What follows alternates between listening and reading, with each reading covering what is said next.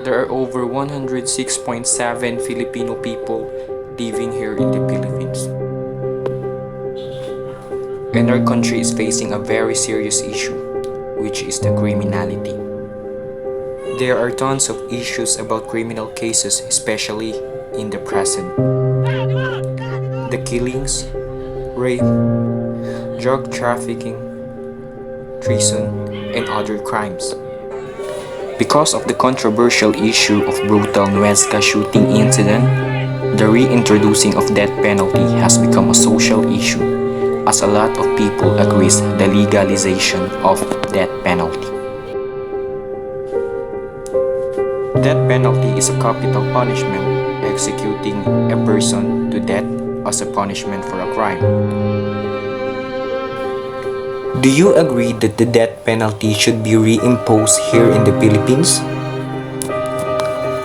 Is our justice system ready reimposing this capital punishment? As the issue is present, we are going to interview 20 people of what are their opinion in legalization of death penalty. This law will not only help us deter criminality, but also save our children from the dangers posed by the illegal and dangerous drugs.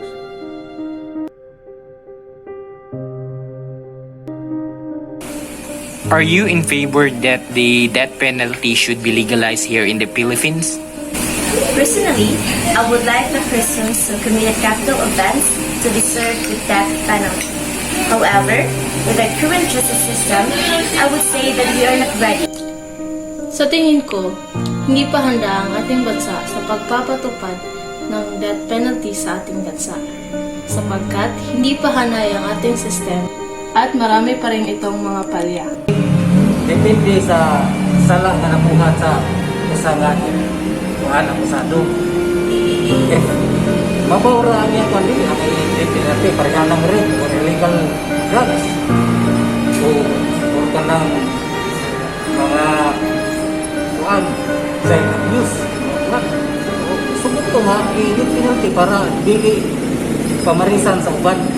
Para sa akin, hindi ko papayag kasi sabi ng Panginoon, magmahalan tayo isa't isa. So kung death penalty siya, wala na siyang chance na magbigay ng dasal o maghingi ng patawad sa kanyang sarili, sa kanyang nagawa na mga kasalanan sa buhay. Kaya nga, hindi ako pabor sa death penalty. Ang ilang palaog, death penalty, kaya matupaganin nila, kung ano na makalapas ilang palaog, pat yun pinagis magbato. Sa ito pa, death penalty gapon to nga time. Pero sa pagkapatay ng Isos, matupa niya nga kung kinsa ang makahimos pag bato sa kinsa katong walay sala, makauna sa pagbato sa mga babae, pero walay nakahimo. Tungod kay nagunaw na sila nga sila makasala pod. Kunya, ginan siya ni Ginoong Isos na nakaw ug ayaw na pagpakasala pag-usab. Personally, I am not in favor of legalizing death penalty in our country. Aside from the fact that it is against the teachings of the church or it is against our moral teachings, I do personally believe that killing really is a crime and it is not justifiable in any way. We can't correct a mistake by committing another one, and taking their lives is not for us to decide. Instead, we should let them pay in a just way, no matter how heinous their crimes are, because we can't stop the killings in our country by killing more and more people. Well, I am not really in favor of the death penalty. Aside from the fact that it doesn't really lessen the crime rate, I also think that it is an easy way out for criminals. Reading things about how rotten our justice system is, I think that those who will suffer the most are the less fortunate ones. Well, I'm not really a fan of death penalty law. No matter how many people wanted it back just because of the "my father is a policeman" viral, I don't think we can solve the problem by putting them to death. Disagree. Why? Kay watay right mo kuha sa kinabuhi sa tao, maski unsa pala siya ka kriminal, maski pila pa nabuhat niyang kriminal diri sa kalibutan. Kuya ang Ginoo ra gyud mo buotan ako sa siya kuhaon. Disagree kay naubang tao nga napasanginlan and kanang nasay uban na kanang nasa person na kanang kuan mo dili criminal na figure sila na pasanginlan. I am not in favor of death penalty because our goal is to reduce violence and not to bring more deaths. Also, death penalty can be fabricated in terms of evidences in which innocent people can be victims of it. And furthermore, death penalty or death is not the answer for justice. I totally disagree. Knowing the Philippine setting, there will always be lapses and drawbacks with the law, and it would directly result to prejudice, especially the poor people who can fight for their rights. So I don't believe that death penalty is necessary. Agree ko nga i-legalize ang death penalty sa Pilipinas para masumpo ang mga krimen para sa mabawasan ang mga kriminal.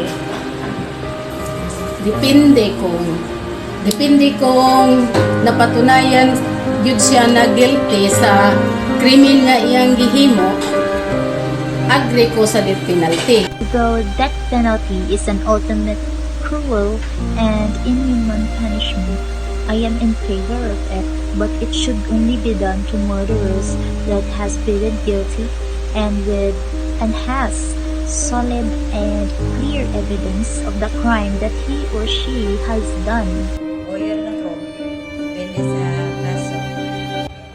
I agree on the death penalty, but for those only cases na grabe kayo like murders, like katong mag-inak patay sa pulis without hesitation yan. And also kanang naay kanang sapat na evidence na nakapaprove na gila nang gibuhat ang kanang crime. Yes, para nako mas maayo nga naa nga balaod. Tungod kay mas mahadlok kung himo krimen ang mga tao diri sa Pilipinas. Yun. Kay nga naman Para sa mga kriminal na labi na kanang mga drug lord, kaya kanang mga tungod nila daga ng mga adik. So yun po sila dapat Ngayon, tinaman nung nangyayari nung mawala yung death penalty. Ang daming krimen, maraming pagpaslang, maraming pagpatay. Kaya dapat para sa akin, dapat ibalik. Yung mga taong walang awa, walang patumangga, ika nga, na pumapatay ng kapwa-tao nila, dapat pitayin yan. Out of 20 respondents that is involved in this interview, 60% of them disagree for the legalization of death penalty, and 40% of them agree and looking forward for the death penalty. Show no mercy to them because they're not doing any mercy to us anyway.